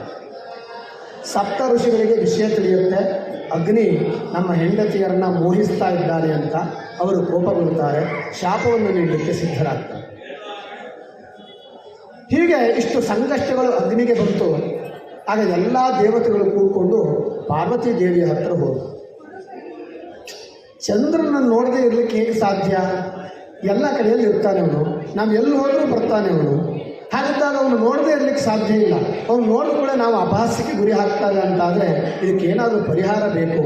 ಪಾರ್ವತಿ ದೇವಿ ನೀನೇ ಪರಿಹಾರವನ್ನು ನೀಡಬೇಕು ಅಂತ ಪ್ರಾರ್ಥನೆಯನ್ನು ಮಾಡಿದ್ರು. ಆಗ ದೇವತೆಗಳ ಕಷ್ಟವನ್ನು ಅರಿತು ಪಾರ್ವತಿ ದೇವಿ ಶಾಪದಲ್ಲಿ ಕೊಂಚ ತಿದ್ದುಪಡಿಯನ್ನು ಮಾಡಿದ್ರು. ಏನು ತಿದ್ದುಪಡಿ ಅಂತ ಕೇಳಿದ್ರೆ, ಭಾದ್ರಪದ ಚತುರ್ಥಿಯ ದಿವಸ ಯಾರು ಚಂದ್ರನನ್ನು ನೋಡ್ತಾರೋ ಅವರು ಅಪಹಾಸ್ಯಕ್ಕೆ ಗುರಿಯಾಗ್ತಾರೆ. ಅಂದರೆ ಅಲ್ಲಿಯವರೆಗೆ ಪ್ರತಿ ದಿವಸ ಯಾವ ಕ್ಷಣದಲ್ಲಿ ಚಂದ್ರನ ನೋಡಿದ್ರೂ ಕೂಡ ಅಪಹಾಸ್ಯಕ್ಕೆ ಗುರಿಯಾಗ್ತಿದ್ರು. ಅದರ ಶಾಪದ ವಿಮೋಚನೆಯಾಗಿ ಭಾದ್ರಪದ ಚತುರ್ಥಿಯ ದಿವಸ ಯಾರು ಚಂದ್ರನನ್ನು ನೋಡ್ತಾರೋ ಅಂಥವರು ಅಪಹಾಸ್ಯಕ್ಕೆ ಗುರಿಯಾಗಬೇಕು ಅಂತ ಶಾಪದಲ್ಲಿ ಸ್ವಲ್ಪ ವಿಮೋಚನೆಯಾಗ್ತದೆ. ಹಾಗೆ ತುಂಬ ದಿವಸಗಳು ಕಳೆದ ಮೇಲೆ ದ್ವಾಪರ ಯುಗದಲ್ಲಿ ಕೃಷ್ಣನ ಅಧಿಪತ್ಯ ನಡೀತಾ ಇರುವಂತಹ ಕಾಲದಲ್ಲಿ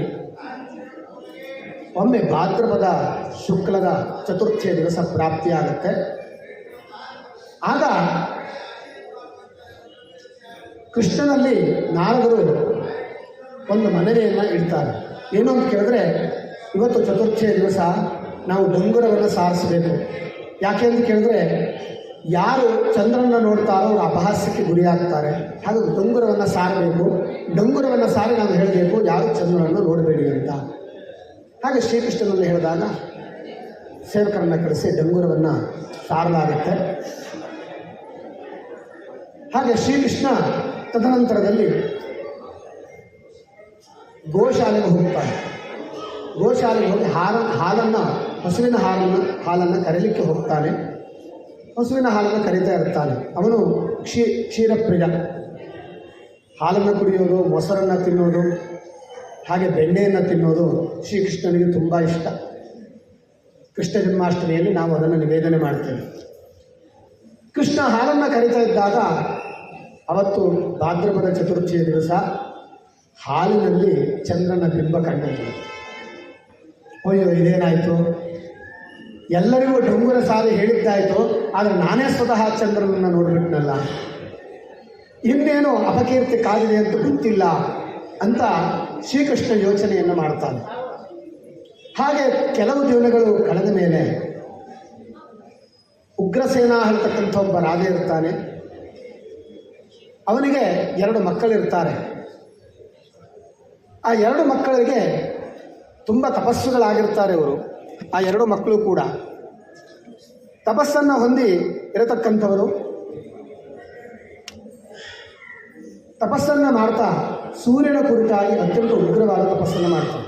ಸತ್ರಾಜಿತ್ ಮತ್ತು ಪ್ರಸೇನ ಹೇಳುವಂತಹ 2 ಮಕ್ಕಳು. ಸತ್ರಾಜಿತ್ ಹೇಳುವಂಥವನು ನಿರಶನನಾಗಿ, ಅಂದರೆ ಆಹಾರವನ್ನು ತೆಗೆದುಕೊಳ್ಳದೆ ಸೂರ್ಯನನ್ನು ನೋಡ್ತಾ ತಪಸ್ಸನ್ನು ಮಾಡ್ತಾನೆ. ಆ ತಪಸ್ಸನ್ನು ಮಾಡಿದಾಗ ಸೂರ್ಯ ಮೆಚ್ಚಿ ಅವನಿಗೆ ಶಮಂತಕ ಮಣಿಯನ್ನು ಕೊಡ್ತಾನೆ. ಶಮಂತಕ ಮಣಿ ಅಂತಂದರೆ ತುಂಬ ಮಹತ್ವವುಳ್ಳದ್ದು. ಅದು ಯಾರ ಬಳಿಯಲ್ಲಿರುತ್ತೋ ಅವನಿಗೆ ರೋಗ ರುಜಿನಗಳು ಬರೋದಿಲ್ಲ, ಮುಪ್ಪು ಹತ್ತಿರ ಸುಳಿಯೋದಿಲ್ಲ, ಸಂಪತ್ತು ಯಾವಾಗಲೂ ಇರುತ್ತೆ. ಅದು ಪ್ರತಿ ದಿವಸ ಇಂತಿಷ್ಟು ಅಂತ ಬಂಗಾರವನ್ನು ಕೊಡುತ್ತೆ. 8 ಭಾರ ಅಂತ ಒಂದು ಲೆಕ್ಕ ಇದೆ. ಆ ಲೆಕ್ಕದಷ್ಟು ಬಂಗಾರವನ್ನು ಪ್ರತಿ ದಿವಸ ಕೊಡುತ್ತೆ. ಅದನ್ನು ಕೊಡ್ತಾ ಇತ್ತು. ಅತ್ಯಂತ ಪ್ರಕಾಶಮಾನವಾಗಿತ್ತು. ಒಮ್ಮೆ ಕೃಷ್ಣ ಸತ್ರಾಜಿತನನ್ನು ಭೇಟಿಯಾದಾಗ ಸತ್ರಾಜಿತ ಅದನ್ನು ತೋರಿಸ್ತಾನೆ. ಕೃಷ್ಣ ನೋಡ್ತಾನೆ, ನಿನ್ನ ಹತ್ರ ಇದ್ದರೆ ಇದು ಹೆಚ್ಚು ರಾಜ್ಯಕ್ಕೆ, ದೇಶಕ್ಕೆ ಹೆಚ್ಚು ಲಾಭ ಇಲ್ಲ, ಇದನ್ನು ನನಗೆ ಕೊಡು ಅಂತ ಕೇಳ್ತಾನೆ ಕೃಷ್ಣ. ಸ್ವಾಭಾವಿಕವಾಗಿ ಕೇಳ್ತಾನೆ. ಆಗ ಸತ್ರಾಜಿತ ಹೇಳ್ತಾನೆ, ಇದು ಸೂರ್ಯನಿಂದ ಬಂದಿರತಕ್ಕಂಥದ್ದು, ಅತ್ಯಂತ ತಪಸ್ಸು ಮಾಡಿದಾಗ ಆ ತಪಸ್ಸಿಗೆ ಮೆಚ್ಚಿ ಸೂರ್ಯ ಕೊಟ್ಟಿರತಕ್ಕಂಥದ್ದು, ಇದನ್ನು ದಾನವಾಗಿ ಕೊಡಲಿಕ್ಕಾಗೋದಿಲ್ಲ ಅಂತ ಹೇಳ್ತಾನೆ. ಹಾಗೆ ಹೇಳಿದಾಗ ಆಯಿತು ಅಂತ ಕೃಷ್ಣ ಹೇಳಿಬಿಟ್ಟು ಹೊರಟು ಹೋಗ್ತಾನೆ. ಮತ್ತೆ ಅದರ ಬಗ್ಗೆ ವಿಚಾರ ಮಾಡೋದಿಲ್ಲ. ಹೀಗೆ ಅನೇಕ ದಿನಗಳ ಕಳೆದ ಮೇಲೆ ಈ ಸತ್ರಾಜಿತನಿಗೆ ಪ್ರಸೇನಿಗೆ ಇದನ್ನು ಕೊಡೋಣ ಅಂತ ಮನಸ್ಸು ಬಂತು. ಪ್ರಸೇನಿಗೆ ಕೊಟ್ಟ. ಪ್ರಸೇನ ಅದನ್ನು ಧರಿಸಿಬಿಟ್ಟು ಅರಣ್ಯಕ್ಕೆ ಹೋದ. ಪ್ರಾಣಿಗಳನ್ನು ಬೇಟೆಯಾಡಬೇಕು ಅಂತ ಹೋದ. ಇನ್ನೂ ಒಂದು ಚಿಕ್ಕ ಕಥೆ ಬರುತ್ತೆ ಅದರಲ್ಲಿ. ಅಂತಂದರೆ ಸೂರ್ಯ ಕೊಡುವಾಗ ಹೇಳಿದ್ದ ಏನು ಅಂತಂದರೆ, ಯಾರು ಅಶುಚಿ ಆಗ್ತಾರೋ ಆಗ ಅದನ್ನು ಬಿಟ್ಟು ಹೊರಟು ಹೋಗುತ್ತೆ ಆ ಆಭರಣ ಅಂತ. ಹೀಗೆ ಇಲ್ಲಿ ಸತ್ರಾಜಿತ ಅವನಿಗೆ ಆಭರಣವನ್ನು ಕೊಟ್ಟಾಗ, ತನ್ನ ತಮ್ಮನಿಗೆ ಆಭರಣವನ್ನು ಕೊಟ್ಟಾಗ ಪ್ರಸೇನ ಕುದುರೆಯನ್ನು ಹತ್ತಿ ಹೊರಟಾಗ ಅವನು ಅಶುಚಿಯಾದ. ಅವನನ್ನು ಬಿಟ್ಟು ಹೋಗಲಿಕ್ಕೆ ಆ ಆಭರಣ ಸಿದ್ಧವಾಯಿತು, ಶಮಂತಕ ಮಣಿ. ಹಾಗೆ ಅರಣ್ಯಕ್ಕೆ ಹೋದಾಗ ಅಲ್ಲಿ ಸಿಂಹದಿಂದ, ಆ ಸಿಂಹಕ್ಕೆ ಈ ಆಭರಣವನ್ನು ನೋಡಿ ಅದು ಹೊಳಿತಾ ಇರತಕ್ಕಂಥ ಆಭರಣ ಏನೋ ಮಾಂಸದ ಥರವಾಗಿ ಕಾಣುತ್ತೆ. ಅದು ಪ್ರಸೇನ ಮೇಲೆ ಎರಗಿತು. ಅವನನ್ನು ಕೊಂದುಬಿಟ್ಟು ಆ ಆಭರಣವನ್ನು ಬಾಯಲ್ಲಿ ಕಚ್ಚಿಕೊಂಡು ಹೋಗುವುದು. ಸ್ವಲ್ಪ ದೂರ ಹೋದ ಮೇಲೆ ಒಂದು ಬಲ್ಲೂಕ ಕರಡಿ ಬಂತು. ಅದು ಸಿಂಹವನ್ನು ನೋಡಿ, ಓ ಇದು ಏನೋ ಆಕರ್ಷಕವಾಗಿರತಕ್ಕಂಥದ್ದು ಅದರ ಬಾಯಲ್ಲಿದೆ ಅಂತ ತಿಳ್ಕೊಂಡು ಅದು ಕೂಡ ಆ ಸಿಂಹವನ್ನು ಕೊಂದು ಆಭರಣವನ್ನು ಕಚ್ಕೊಂಡು ಹೊರಟು. ಹೀಗೆ ಇವನ ಆಭರಣ, ಸತ್ರಾಜಿತನ ಆಭರಣ ಕಾಣೆಯಾಯಿತು. ಸತ್ರಾಜಿತನಿಗೆ ಸಂಶಯ ಬಂತು. ಏನು ಅಂತ ಕೇಳಿದ್ರೆ, ಆ ಕಾಲದಲ್ಲಿ ಕೃಷ್ಣ ಕೇಳಿದ್ದ ತನಗೆ ಬೇಕು ಅಂತ. ಹಾಗಾಗಿ ಬಹುಶಃ ಕೃಷ್ಣನೇ ಇರಬೇಕು ಇದನ್ನು ತೆಗೆದುಕೊಂಡು ಹೋಗಿದ್ದಾನೆ ಅಂತ ಅವನಿಗೆ ಅನಿಸ್ತು. ಹಾಗೆ ಯೋಚನೆ ಮಾಡ್ದ, ಎಲ್ಲ ಕಡೆ ಚಾರರನ್ನು ಕಳಿಸ್ದ. ತನ್ನ ತಮ್ಮ ಸತ್ತಿರತಕ್ಕಂಥ ವಿಷಯ ತಿಳಿತು. ಬಹುಶಃ ಕೃಷ್ಣನೇ ಇದನ್ನು ಮಾಡಿದ್ದಾನೆ ಅಂತ ಅಂದ್ಕೊಂಡ. ಎಲ್ಲ ಕಡೆ ಹಾಗೆ ಹೇಳ್ತಾ ಬಂದ, ಕೃಷ್ಣ ತನ್ನ ಆಭರಣವನ್ನು ತೆಗೆದುಕೊಂಡಿದ್ದಾನೆ, ತನ್ನ ತಮ್ಮನನ್ನು ಕೊಂದಿದ್ದಾನೆ. ಆ ವಿಷಯ ಕೃಷ್ಣನವರಿಗೆ ಬಂತು. ಕೃಷ್ಣನಿಗೆ ಗೊತ್ತಾಯಿತು, ಚಂದ್ರನ ಬಿಂಬವನ್ನು ಭಾದ್ರಪದ ಚತುರ್ಥಿಯ ದಿವಸ ನೋಡಿದ್ದೆ, ಹಾಗಾಗಿ ನನಗೆ ಈ ಅಪವಾದ ಬಂದಿದೆ, ಇದನ್ನು ನಿವಾರಣೆ ಮಾಡಿಕೊಳ್ಬೇಕಲ್ಲ. ಹಾಗಾಗಿ ತಾನೇ ಸ್ವತಃ ಹೊರಟು ವಿಚಾರ ಮಾಡ್ತಾ ಹೋದ. ಆ ಸತ್ರಾಜಿತನ ತಮ್ಮ ಪ್ರಸೇನ ಸಾವಿಗೀಡಾಗಿದ್ದನ್ನು ನೋಡಿದ. ಅದರ ನಂತರದಲ್ಲಿ ಸಿಂಹದ ಹೆಜ್ಜೆಯ ಗುರುತನ್ನು ನೋಡಿದ, ಸಿಂಹ ಸತ್ತಿದ್ದನ್ನು ನೋಡಿದ. ಅದರ ನಂತರದಲ್ಲಿ ಒಂದು ಕರಡಿಯ ಹೆಜ್ಜೆ ಗುರುತನ್ನು ನೋಡಿದ. ಹಾಗೆ ಅದನ್ನು ಕುರಿತಾಗಿ ಹೋಗ್ತಾ ಇದ್ದ ಹಾಗೆ ಒಂದು ದೊಡ್ಡ ಬೆಟ್ಟ ಬಂತು. ಅದನ್ನು ದಾಟಿ ಮುಂದೆ ಹೋದ ಹಾಗೆ ಒಂದು ದೊಡ್ಡ ಗುಹೆ ಕಾಣ್ತಾ ಇದೆ. ಪ್ರಕಾಶಮಾನವಾದಂತಹ ಬೆಳಕು ಅಲ್ಲಿಂದ ಬರ್ತಾ ಇದೆ. ಗುಹೆಯ ಒಳಗೆ ಹೋಗದ. ಒಳಗೆ ಹೋಗಿ ನೋಡಿದಾಗ ಅಲ್ಲಿ ಪ್ರಕಾಶಮಾನವಾದಂತಹ ಬೆಳಕಿತ್ತು. ಅಲ್ಲಿ ಒಂದು ಸ್ತ್ರೀ ಆ ಆಭರಣವನ್ನು ಧರಿಸ್ಕೊಂಡಿದ್ದರು. ಇಲ್ಲೂ ಕೂಡ ಕಥೆಯಲ್ಲಿ ವಿಕಲ್ಪಗಳು ಬರುತ್ತೆ. ಒಂದು ಮಗುವಿಗೆ ಆಟವಾಡುವುದಕ್ಕೋಸ್ಕರ ಆ ಜಾಂಬವಂತ, ಆ ಕರಡಿ ಅಂತಂದರೆ ಜಾಂಬವಂತ, ಅವನು ಆ ಆಭರಣವನ್ನು ತೆಗೆದುಕೊಂಡು ಹೋಗಿದ್ದ ಅಂತ ಬರುತ್ತೆ. ಇನ್ನೊಂದು ಕಡೆಯಲ್ಲಿ ಮಗಳಿಗೋಸ್ಕರವಾಗಿ ಅದನ್ನು ತೆಗೆದುಕೊಂಡು ಹೋಗಿದ್ದ ಅಂತ ಬರುತ್ತೆ. ಅದೇನೇ ಇರಲಿ, ಆ ಆಭರಣ ಒಳಗೆ ಇತ್ತು. ಅದನ್ನು ನೋಡಿದ ಕೃಷ್ಣ ಅದನ್ನು ತೆಗೆದುಕೊಳ್ಬೇಕು ಅಂತ ಹೊರಟಾಗ ಜಾಂಬವಂತ ಬಂದ. ಕೇಳಿದ ಕೃಷ್ಣ, ಹೀಗೆ ಎಲ್ಲ ಕಥೆಯಲ್ಲಿ ಹೇಳ್ದ, ಇದು ಅವರ ಆಭರಣ, ಹಾಗಾಗಿ ತೆಗೆದುಕೊಂಡು ಹೋಗ್ತಾ ಇದ್ದೇನೆ. ಕೊಡಲಿಲ್ಲ ಜಾಂಬವಂತ, ನನ್ನ ಮಗಳಿಗೆ ಈ ಆಭರಣ ಬೇಕು, ತುಂಬ ಪ್ರಕಾಶಮಾನವಾಗಿದೆ ಅಂತ ಹೇಳಿದ. ಪರಸ್ಪರ ಯುದ್ಧ ನಡೀತು. ಅತ್ಯಂತ ಘೋರವಾದಂತಹ ಯುದ್ಧ, ಮಾಯಾ ಯುದ್ಧಗಳು, ಮಲ್ಲ ಯುದ್ಧಗಳು, ಶಸ್ತ್ರಾಸ್ತ್ರ ಯುದ್ಧಗಳು ಎಲ್ಲವೂ ನಡೆದು ಹೋಯಿತು. ಆದರೆ ಯಾರೂ ಸೋಲಿಲ್ಲ. ತುಂಬ ಹೊತ್ತಾದ ಮೇಲೆ ಸ್ವಲ್ಪ ಸುಸ್ತಾಯಿತು ಜಾಂಬವಂತನಿಗೆ. ತುಂಬ ವಯಸ್ಸಾಗಿತ್ತು ಅವನಿಗೆ, ಆದರೂ ಶಕ್ತಿಶಾಲಿಯಾಗಿದ್ದ. ತುಂಬ ಹೆಚ್ಚು ಕಮ್ಮಿ 28 ದಿವಸಗಳ ಕಾಲ ಯುದ್ಧ ನಡೀತು. ಕೆಲವೊಂದು ಕಡೆ 21 ದಿವಸ ಅಂತಿದೆ. ಇರಲಿ, ತುಂಬ ದಿವಸಗಳ ಕಾಲ ಯುದ್ಧ ನಡೀತು. ಯುದ್ಧದಲ್ಲಿ ಜಾಂಬವಂತನಿಗೆ ಸ್ವಲ್ಪ ಸುಸ್ತಾಯಿತು. ಆಗ ಕೃಷ್ಣನನ್ನು ನೋಡಿದ. ಕೃಷ್ಣ ಸಣ್ಣದಾಗಿ ಮುಗುಳ್ನಗೆ ನಕ್ಕ. ತಕ್ಷಣ ನೆನಪಾಯಿತು ಜಾಂಬವಂತನಿಗೆ. ಯಾವುದು ನೆನಪಾಯಿತು ಅಂತ ಕೇಳಿದ್ರೆ, ರಾಮಾಯಣ ಕಾಲದ್ದು ನೆನಪಾಯಿತು. ರಾವಣರ ಯುದ್ಧದಲ್ಲಿ ರಾವಣನನ್ನು ರಾಮ ಕೊಲ್ತಾನೆ. ಆಗ ಜಾಂಬವಂತ ಅಲ್ಲೇ ಇದ್ದ. ಕೊಂದಿದ್ದನ್ನು ನೋಡ್ದ. ಎಷ್ಟು ಶಕ್ತಿಶಾಲಿ ರಾವಣ! ದಶಾನನ 10 ತಲೆಗಳಿತ್ತು, ಅಂದರೆ 20 ಕೈಗಳು. 20 ಕೈಗಳಿಂದ ಬಾಣ ಬಿಡ್ತಾ ಇದ್ದ. ರಾಮ ಬರೀ 2 ಕೈಯಿಂದ ಬಾಣ ಬಿಡ್ತಾ ಇದ್ದ. 10 ತಲೆಗಳಿಂದ ಯೋಚನೆ ಮಾಡ್ತಾ ಇದ್ದ. ರಾಮ 1 ತಲೆಯಿಂದ ಯೋಚನೆ ಮಾಡ್ತಾ ಇದ್ದ. 10 ಬಾಯಿಗಳಿಂದ ಮಂತ್ರೋಚ್ಚಾರಣೆ ಮಾಡ್ತಾ ಇದ್ದ. ರಾಮ 1 ಬಾಯಿಯಿಂದ ಮಂತ್ರೋಚ್ಚಾರಣೆ ಮಾಡ್ತಾ ಇದ್ದ. 1000 ಬಾಣಗಳು ರಾಮನ ಮೇಲೆ ಎಗರಿ ಬಂತು. ರಾಮನ 1 ಬಾಣ ರಾವಣನ ರುಂಡವನ್ನು ಛೇದನೆ ಮಾಡಿತು. ಎಷ್ಟು ಶಕ್ತಿಶಾಲಿ ರಾಮ! ಯುದ್ಧ ಮಾಡಿದ್ರೆ ರಾಮನ ಜೊತೆ ಯುದ್ಧ ಮಾಡಬೇಕು ಅಂತ 1 ಬಾರಿ ಅಂದುಕೊಂಡಿದ್ದ. ಯೋಚನೆ ಬಂದಿತ್ತು ಮನಸ್ಸಿನಲ್ಲಿ. ತಕ್ಷಣದಲ್ಲಿ ರಾಮನ ಮುಖವನ್ನು ನೋಡಿದಾಗ ರಾಮ ಸಣ್ಣಕ್ಕೆ ನಕ್ಕಿದ್ದ. ಆ ನಗುವೇ ಇದು. ಅದು ಅರಿವಾಯಿತು ಜಾಂಬವಂತನಿಗೆ. ಅಂದರೆ ರಾಮನಲ್ಲಿ ಯೋಚನೆ ಇತ್ತು, ನಿನಗೆ ಮುಂದೆ ಈ ಅವಕಾಶ ಬರುತ್ತೆ, ನನ್ನ ಜೊತೆ ನೀನು ಯುದ್ಧ ಮಾಡ್ತೀಯ. ಅದು ಜಾಂಬವಂತನಿಗೆ ನೆನಪಾಯಿತು. ಓ, ಇವನು ರಾಮನೇ ಕೃಷ್ಣಾವತಾರಿಯಾಗಿ ಬಂದಿದ್ದಾನೆ. ಇಂತಹ ರಾಮನ ಜೊತೆ ಯುದ್ಧ ಮಾಡಬೇಕಲ್ಲ ನಾನು. ತುಂಬ ದುಃಖ ಆಯಿತು ಜಾಂಬವಂತನಿಗೆ. ಕ್ಷಮೆಯನ್ನು ಕೇಳದ, ಆ ಶಮಂತಕ ಮಣಿಯನ್ನು ಜಾಂಬವಂತನಿಗೆ ಕೊಟ್ಟ. ಅಷ್ಟೇ ಅಲ್ಲದೆ ತನ್ನ ತಪ್ಪನ್ನು ಮನ್ನಿಸುವಂತೆ ಕೇಳಿ ಮಗಳಾದಂತಹ ಜಾಂಬವಂತಿಯನ್ನು ಕೂಡ ಕೃಷ್ಣನಿಗೆ ಕೊಟ್ಟ. ಶರಣಾಗತನಾದ ಕೃಷ್ಣ ಸಂತೋಷಗೊಂಡು ಅವನಿಗೆ ಅಭಯವನ್ನು ನೀಡಿ ಸತ್ರಾಜಿತನ ಆಸ್ಥಾನಕ್ಕೆ ಬಂದು ನಡೆದಿರುವಂತಹ ವೃತ್ತಾಂತವನ್ನೆಲ್ಲ ತಿಳಿಸಿ ಅವನಿಗೆ ಆ ಶಮಂತಕ ಮಣಿಯನ್ನು ಹಿಂದಿರುಗಿಸಿಕೊಟ್ಟ. ಸತ್ರಾಜಿತ ಹೇಳಿದ, ನಿನಗೆ ಅಪವಾದವನ್ನು ತುಂಬ ಉಂಟು ಮಾಡಿದೆ, ನನ್ನನ್ನು ಕ್ಷಮಿಸಬೇಕು ಅಂತ ಹೇಳಿಬಿಟ್ಟು, ನಿನ್ನಲ್ಲಿ ಇದ್ದರೆ ಈ ಮಣಿ ನಿನ್ನಲ್ಲಿ ಇದ್ದರೆ ಲೋಕಕ್ಕೆ ಕ್ಷೇಮ ಅಂತ ಹೇಳಿಬಿಟ್ಟು ಆ ಮಣಿಯನ್ನು ಕೃಷ್ಣನಿಗೆ ಕೊಟ್ಟ. ಅಷ್ಟೇ ಅಲ್ಲದೆ ತನ್ನ ಮಗಳಾದಂತಹ ಸತ್ಯಭಾಮಿಯನ್ನು ಅವನಿಗೆ ಮದುವೆ ಮಾಡಿಕೊಟ್ಟ. ಹೀಗೆ ಕೃಷ್ಣನಿಗೆ ಬಂದಂತಹ ಶಾಪ ನಿವಾರಣೆಯಾಯಿತು. ಎಲ್ಲ ದೇವತೆಗಳು ಕೂಡ ಕೃಷ್ಣನ ಹತ್ರ ಹೋದರು. ಅಲ್ಲಪ್ಪ ಭಗವಂತ, ನೀನು ಜಗತ್ತನ್ನೇ ಬೆಳಗುವಂಥವನು, ಅಂಥ ನಿನಗೇ ಶಾಪ ಬಂತು. ಅದರಿಂದ ನೀನು ಲೋಕದಲ್ಲಿ ಕಂಟಕವನ್ನು ಅನುಭವಿಸಿದೆ, ಅಪವಾದವನ್ನು ಅನುಭವಿಸಿದೆ.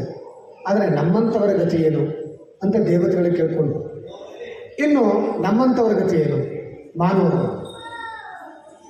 ಹಾಗೆ ಕೇಳಿಕೊಂಡಾಗ ಕೃಷ್ಣ ಅಭಯವನ್ನು ನೀಡಿದ. ಏನು ಅಂತ ಕೇಳಿದ್ರೆ, ಭಾದ್ರಪದ ಚತುರ್ಥಿಯ ದಿವಸ ಗಣೇಶನನ್ನು ಆರಾಧನೆ ಮಾಡಿ ಅವನನ್ನು ಪೂಜಿಸಿ ಯಾರು ಈ ಸಮಂತಕೋಪಾಖ್ಯಾನವನ್ನು ಶ್ರವಣ ಮಾಡ್ತಾರೋ, ಯಾರು ಕೇಳ್ತಾರೋ ಅಂಥವರಿಗೆ ಈ ಬಾಧೆ ಬಾಧಿಸೋದಿಲ್ಲ. ಅಂದರೆ ಚಂದ್ರನ ನೋಡಿದ್ರೆ ಆ ದೋಷ ತಟ್ಟೋದಿಲ್ಲ. ಹಾಗಿದ್ರೆ ಭಾದ್ರಪದ ಚತುರ್ಥಿಯ ದಿವಸ ಚಂದ್ರನ ನೋಡೋದು ಸಮಂತಕೋಪಾಖ್ಯಾನವನ್ನು ಕೇಳೋದು ಮಾಡೋದಲ್ಲ. ಚಂದ್ರನ ನೋಡಬಾರ್ದು. ಅಕಸ್ಮಾತ್ ಕಂಡಿದ್ರೆ ಈ ಒಂದು ಆಖ್ಯಾನವನ್ನು ಕೇಳಿದ್ರೆ ಅದು ನಿವಾರಣೆ ಆಗುತ್ತೆ ಅಂತ ಅರ್ಥ. ಹಾಗೆ ಯಾರು ಈ ಕಥಾಶ್ರವಣವನ್ನು ಮಾಡ್ತಾರೋ, ಕಥಾಶ್ರವಣದ ಅಕ್ಷತೆಯನ್ನು ತಲೆ ಮೇಲೆ ಹಾಕ್ಕೊಳ್ತಾರೋ ಅಂಥವರಿಗೆ ಈ ಶಾಪದ ವಿಮೋಚನೆಯಾಗುತ್ತೆ ಅಂತ ಕೃಷ್ಣ ಅಭಯವನ್ನು ನೀಡಿದ. ಅಲ್ಲಿಂದ ಸಮಂತಕೋಪಾಖ್ಯಾನದ ಪ್ರಚಾರವಾಯಿತು. ಆ ಕಥಾಶ್ರವಣವನ್ನು ನಾನಿಂದು ಮಾಡ್ತಾ ಇದ್ದೇನೆ. ಹಾಗೆ ಇನ್ನೂ ಕೆಲವರು ಕಥೆಯನ್ನು ಶ್ರವಣ ಮಾಡಲಿಕ್ಕಾಗೋದಿಲ್ಲ. ಅಂಥವರು ಏನು ಮಾಡಬೇಕು ಅಂತ ಕೇಳಿದ್ರೆ ಅದಕ್ಕೂ ಒಂದು ಉಕ್ತಿಯನ್ನು ಹೇಳಿದರು. ಸಿಂಹ ಪ್ರಸೇನಮವಧಿ ಸಿಂಹೋ ಜಾಂಬವತಾ ಹತಃ ಸುಕುಮಾರಕ ಮಾರೋಡಿ ಸ್ತವಹ್ಯೇಷ ಸಮಂತಕಃ. ಅಂದರೆ ಈ ಒಂದು ಶ್ಲೋಕವನ್ನು ಇನ್ನೊಮ್ಮೆ ಹೇಳ್ತೀನಿ. ಸಿಂಹ ಪ್ರಸೇನಮವಧಿ ಸಿಂಹೋ ಜಾಂಬವತಾ ಹತಃ ಸುಕುಮಾರಕ ಮಾರೋದಿ ಸ್ತವಹ್ಯೇಷ ಸಮಂತಕಃ. ಈ ಒಂದು ಶ್ಲೋಕವನ್ನು ಯಾರು ಶ್ರವಣ ಮಾಡ್ತಾರೋ, ಶ್ಲೋಕವನ್ನು ನೀರಿನಿಂದ ಅಭಿಮಂತ್ರಣೆ ಮಾಡಿಕೊಂಡು ಯಾರು ಸೇವನೆ ಮಾಡ್ತಾರೋ ಅಂಥವರಿಗೆ ಈ ಭಾದ್ರಪದ ಶುಕ್ಲ ಚತುರ್ಥಿಯ ದಿವಸದ ಚಂದ್ರನನ್ನು ನೋಡಿದ ದೋಷ ತಟ್ಟುವುದಿಲ್ಲ, ಆ ಶಾಪ ವಿಮೋಚನೆಯಾಗುತ್ತೆ ಅಂತ ಅಭಯವನ್ನು ನೀಡಿದರು. ಹೀಗೆ ನಮ್ಮೆಲ್ಲರಿಗೂ ಕೂಡ ಈ ಒಂದು ಗಜಾಸುರನ ಕಥೆಯ ವೃತ್ತಾಂತದಿಂದ, ಹಾಗೆಯೇ ಗಣಪತಿಯ ಗಣಗಳ ಅಧಿಪತ್ಯದ ಶ್ರವಣದಿಂದ, ಹಾಗೆಯೇ ಚಂದ್ರನಿಗೆ ಬಂದಿರತಕ್ಕಂತಹ ಶಾಪದ ಕಥಾಶ್ರವಣದಿಂದ ಮತ್ತು ಸಮಂತಕೋಪಾಖ್ಯಾನ ಈ ಕಥೆಯ ಶ್ರವಣದಿಂದ ಉತ್ತರೋತ್ತರ ಅಭಿವೃದ್ಧಿ ಉಂಟಾಗಿ ಯಾವ ಕಾಲದಲ್ಲಿಯೂ ಕೂಡ ನಮಗೆ ಅಪಕೀರ್ತಿಗಳು ಬರದೇ ಇರಲಿ ಅಂತ ಪ್ರಾರ್ಥನೆಯನ್ನು ಮಾಡೋಣ.